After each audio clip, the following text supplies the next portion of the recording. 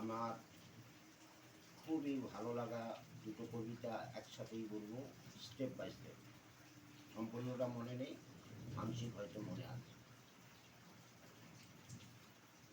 10 মাস, কবিতাটার নাম ধাত্রীকন্যা, কিছুটা মনে আছে।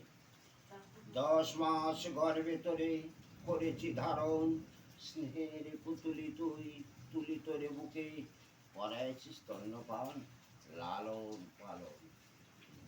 কত যে করেছি নিজে কি ভুলিব মুখে, সমুদ্রের পার আছে তল আছে তার, অপার অতল মাতৃ স্নেহ পারাবার।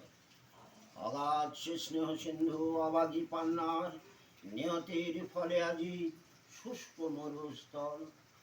মন্দাকিনী বাড়ি ধারা সাধু দেবতার, বৈতরণী শ্রদ্ধায় ভুইল প্রবল প্রলয়। নমস্কার, এটা আর মনে নেই, পরে। জন্মে যেদিন ভাই পড়েছি মাটিতে, দাঁত নাই শক্তি নাই কিছুই খাইতে, ভাগ্যে ভাই মার বুকে দুধটুকু ছিল, তেজিব দিয়ে চুষে তাই জীবন বাঁচিল।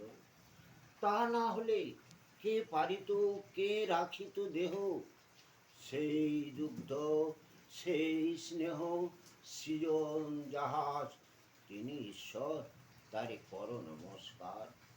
ফল মূল ঘৃত মধু যাহা কিছু খাই, মিষ্ট ফল কার কাছে পাই। এই তত্ত্ব জীবানিত্য করহ পঠন, অনাসি পাবে সেই বৈকুণ্ঠ গমন। নমস্কার।